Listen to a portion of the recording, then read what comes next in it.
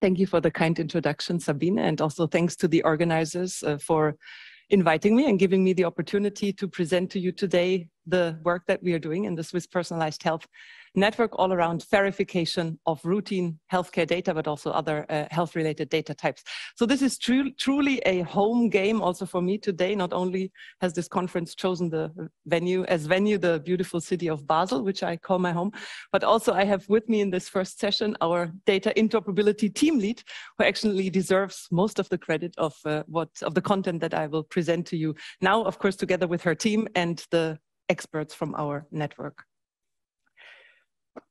I think we can agree on two things. The first thing is that we cannot improve a quality of care without the significant contribution of research and innovation. And the second thing is that given the vast amounts of health data present already now in the healthcare sector, we should no longer take decisions in the healthcare based on purely population averages, but should take into account individual patient characteristics. But to figure out what kind of individual patient characteristics we should actually take into account, we have to run big data studies. So we try to gather data from a lot of patients, but ideally also of healthy cohort populations, and use them for data exploration, for detecting new signals and finding new correlations, to come up with new research hypotheses that then, of course, have to be tested in control, hopefully randomized clinical trials, to be proven causal, and then to, of course, yield the goal that we are all striving for: more precise diagnostics, prevention, prediction, and also treatment, and overall improve the quality of care.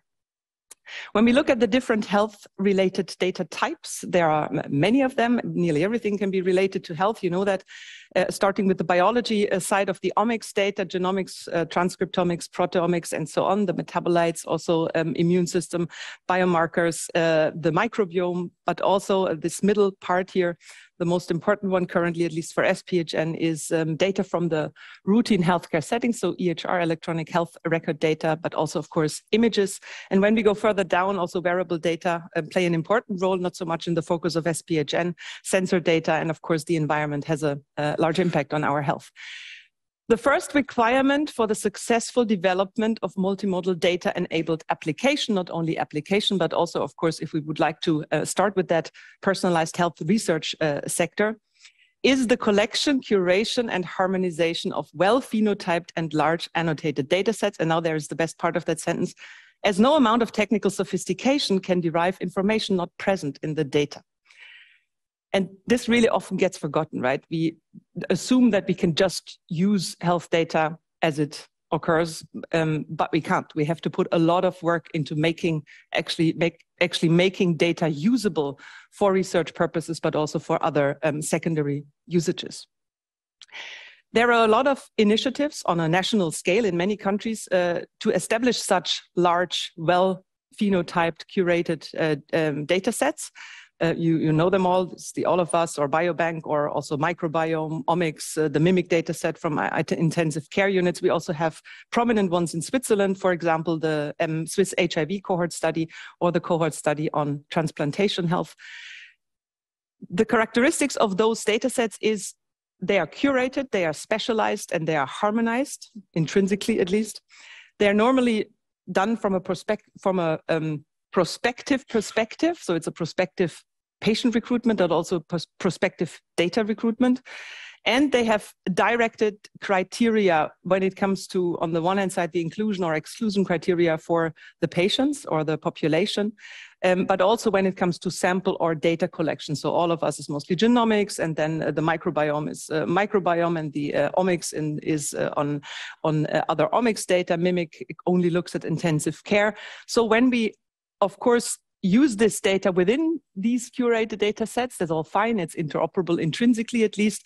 But if we would like to mix and match at a certain point, this might be more tricky. First of all, with regards to data interoperability or linkage. But second of all, also in terms of governance, I assume.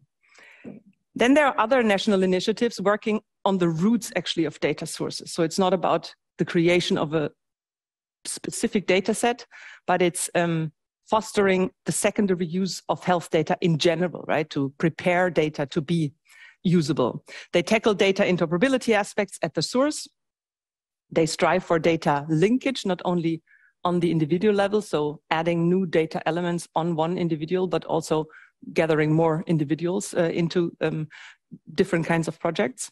They address the fragmented data ownership and governance issues, because if you derive data from different sources into different projects, you have to, of course, deal with a lot of different data owners and different models for in terms of data governance.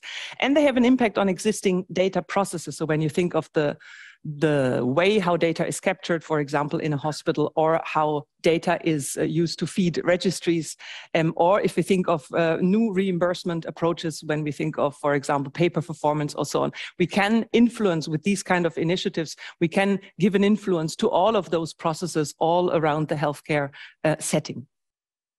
SPHN is such an initiative that likes to tackle the problem at the root.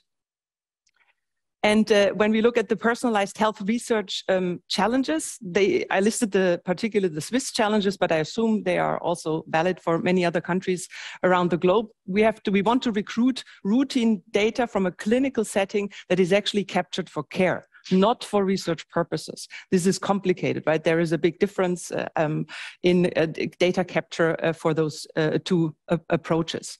The quality of care is an issue. Here in Switzerland, at least, unfortunately, our data reflects more the reimbursement, the billing reality, than it reflects the health status or the sickness status of a patient. We need a critical mass, especially in a country like Switzerland that is very small. We need to collect a lot of data from different sources to be able to come up with a critical mass. And these sources are truly scattered around the country. We have 26 cantons in Switzerland, and the cantons are in responsibility of the health aspect. So this means we need to deal with a lot of in-country boundaries, if you wish. Also, the genomic basis, at least in the clinical setting in Switzerland, unfortunately, is widely lacking. Genomic medicine is only at the beginning in Switzerland. And also we missed our chance in setting up a broad genomic initiative in the last 20 years, as other countries have done, for example, the All of Us, or also the Genomics England and others. Health data is sensitive data, no matter how much we anonymize them or pseudonymize them. If we not truly anonymize them by aggregation, they remain sensitive, right? The sheer amount of information you have on one patient when you look at his or her journey through a hospital always provides the possibility to re-identify this person, no matter if you strip the name or the birth date or the address. So we need to deal with that when we want to make health data usable or reusable for research purposes. And of course, we have to look at the ownership aspects and governance aspects. And ideally, we would like to come up with streamlined approaches here, because if we want to gather data from multiple sources, we do not want to start from scratch every time to discuss or negotiate the conditions under which we are able to use it. So Switzerland is a federal country, and we truly believe in decentralization. So we like to keep everything at the source and work together with those institutions to come up with high quality data at the source. We have as a main collaborative partner in our network, the 5 university hospitals of Basel, Zurich, Bern, and Lausanne and Geneva, together, of course, with their universities, the 2 federal universities, many different technology centers that were set up in the realm of our sister initiative. This is the Personalized Health and Related Technologies initiative of the ETH domain. We gather also partners from the clinical research setting in SPHN. Also funders, is very important to have funders on those boards. So this is really a collaboration of unprecedented scale. And this is necessary because personalized health is a interdisciplinary field. We need many different data types from different data sources. We need hospitals as data providers. We need research institutions as data consumers or as data users. We need, as I said, all of these specialized technology centers. We need help when it comes to data science approaches. We have with the Swiss Data Science Center and also the SIB all of these partners around the table. And we also basically embrace these regional and local initiatives that there are in Switzerland, like the Loop in Zurich, for example, or the Health 2030 in the Lac Léman area. So we try to bring all of them on one table and come up with good solutions that span the entire country. The aim of SPHN is to create a scalable and sustainable data enabling environment, including different types of health data. As I said, we are funded by the Swiss State Secretariat of Education, Research and Innovation with 135 million francs for 8 years.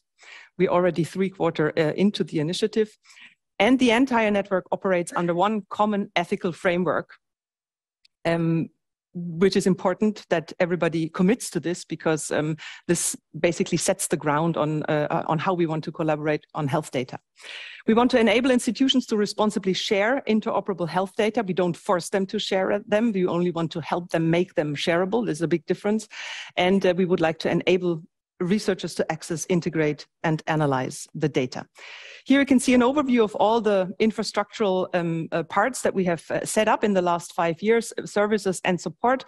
I will go into detail, some detail regarding the clinical data platforms that have been set up at the university hospitals.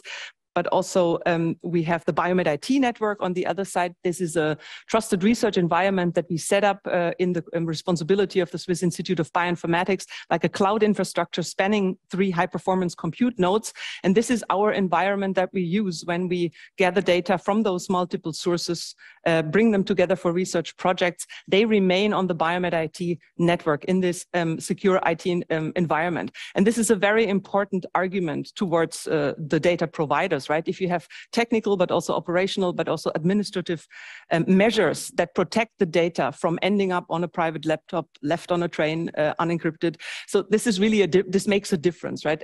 Other countries now also came up with these kind of trusted research environments, because it's so much easier to argue about the legal framework, for example, the data transfer and use agreements, all those legal contracts that you have to go through in terms of usage is so much easier when you say, okay, and the data is not given out of hands and then maybe given out of other hands, but it remains on the secure network. We also would like to provide researchers the possibility to find the data, to discover the data, and to explore the data. We have different tools or solutions in place for this, but I would not like to stress this too much today. I would really like to focus on the SPHN interoperability framework in terms of our efforts of FAIRification of data. When we look at the journey of a patient through a hospital, we have lots of different data elements or data types that are captured in, let's say, very heterogeneous primary source systems, also scattered across the hospital. And in order to be able to not only use them for the primary use, so for the treatment of the patient, but also make secondary usage of it, we need to integrate them into clinical data platforms. And this is what we have done, what our partners at the Swiss University Hospitals have done. They have set up these clinical data platforms in their hospitals, did this complex data integration. And of course, it's also important, the implementation of the standards when you think of the semantics and of our interoperability strategy that is being done on those clinical data platforms. Sometimes a bit downstream the process, would be nice to have that more upstream the process, but we're working on it. So these clinical data platforms are basically now providing the possibility to search for data, but also to reuse data for primary uses also. So we have a lot of operational use of health data in hospitals that was not possible before we set up those clinical platforms. But for clinical care, for example, tumor boards would be an example of a primary usage, but also quality control, patient safety, and so on, operational uses. But of course, we can also tap now into these platforms for secondary uses, for research, in-house research in this individual university hospitals, but also, of course, for data that is then being used in the realm of SPHN, for example. But also this is very, let's say, forward-looking when you think of feeding of registries where you have data that has to be submitted to authorities. Of course, these clinical data platforms should also add to these processes so that we can streamline them and basically save resources on other sites. The need for data interoperability is obvious, right? So we need to bring data, we want to bring data together from the clinical routine setting. Here we have to already look for interoperability of those different data elements and data types. But of course, we want to combine them with other health-related data, as I said before, from maybe clinical trials, from registries, from patient-reported outcomes, sensor data, medical imaging, but also, and very importantly, omics data, right? We would like to integrate genomics with proteomics and metabolomics, put the phenotypic data on top, and really have a large stack or a deep stack of information where we can derive information or exactly this kind of signal detection or correlation detection that I was mentioning before. To make sense of data and adding value, our SPHN interoperability framework has basically three important pillars, or basically two important pillars, and then a very flexible pillar at the end. The data semantics is the most important pillar. So here we use controlled vocabulary for concepts, for value sets. We want to standardize data. We have all of these ontologies or classifications or terminologies such as ATC or SNOMED, you know them. We use the semantic web technology for our as a language for our knowledge representation. I guess this is the reason why we are here today. And also we have a quality control framework with semantic web that allows us at the hospital side, at the data provider side, but also at the research side to really exploit the beauty of that RDF presents and the health data graphs in general present. Also, we have the feeling that we reach the FAIR criteria, and with this I do not mean the capital letters, but the sub-principles of FAIR with this strategy the best in order to really come up with fair data sets that can then be sustainably and scalably be reused in the research setting. So this is how our data set looks like. You have the SPHN concepts, and you have the attributes, and to come up with such a concept definition, we reiterate this many times with our partners in the network from, of course, looking at those concepts from different needs, from different perspectives, so that we then finally can come up with a concept that where everybody says, okay, this works for us. We can reuse this concept for our next study. We try, well, I tell you that later. The second part is the RDF schema, where basically the SPHN concepts and external terminologies are RDF encoded for facilitating the transport, the sharing, and the exploration of knowledge. The data providers, our Swiss university hospitals, are they comply with the SPHN RDF schema and are able to deliver health data to research projects in this kind of fair manner. And at the end, this is the flexible third pillar that I mentioned. We are able now to use this RDF data that conveys as much information as possible from the moment of where we get the data from the data capture to the research projects, and can be, of course, transformed into whatever you want it to be into different data models. You can use it for research project, but also use it for other secondary uses. And we wanted to have this flexibility of not committing to one data model, which other countries are doing, or one specific format, other format, because we believe in the flexibility of RDF to be really the best exchange format that we can have in terms of feeding all of those different use cases at the back. We put meaning binding to our concepts. So this is implemented via OL equivalent classes. 47 out of 63 of our SPHN concept have this meaning binding. In SNOMED, for example, already now. I'm pretty sure the numbers are higher because we have a new release coming soon. Also, we do that for LOINC wherever possible. Sorry. We also do value set binding. So either we have specific value sets, so distinct and selected numbers of SNOMED codes which are allowed to be used, or we have a general value set, so entire or multiple even subgraphs as possible values that are allowed. And also here we have many of our value sets already bound to specific SNOMED value sets, which helps, of course, also in terms of then the harmonization. The RDF allows inference thanks to the use of terminology. So I present to you here a very simplified example. So these ontologies, such as drug codes like ATC, add information to the data, right, through their classes or through the hierarchies of their ontology structures. The machines understand these machine-readable codes, and they can infer knowledge. So basically, they can reason and say, here is this example, patient 1, 2, 3 were treated with 3 different medications, and thanks to the ATC code, the computer knows that 3 of them are antithrombotic agents, but the 4th one is not, although this is nowhere written in the data, right? So we add information to the data by expressing information in form of terminologies or ontologies. Our SPHN toolset, or ecosystem as we call it, needs to facilitate the RDF data generation, because actually nobody is really familiar with RDF data generation. So what we have is a terminology service in place that helps to bring in the terminologies that I was just presenting to you in terms of RDF, but also importantly with a view to versioning. Then we would, the projects have to basically generate a SPHN project specific ontology for their projects. And there we basically then have the data sources that, for example, our university hospitals that generate the data, the project data, and here we have some validation aspects that need to be taken into account, but also some statistic aspects that need to be taken into account. The project schema needs to be visualized in a way. So we have to come up with tools or helper tools for all of those steps, because this is not sort of a given that neither on the data providing side nor on the researcher side, people can do all of that by themselves. So this is basically what we call the SPHN schema forge. So this is the collection of tools that we have. For example, we have here the data set to RDF tool that generates an SPHN compliant RDF schema.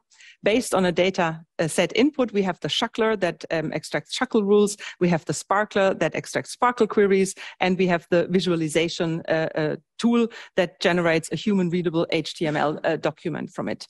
So this is now very new, and Sabine told me yesterday, I shouldn't say that it's already in production, but it's working. And if she says it's only beta, it's working better than most of the things.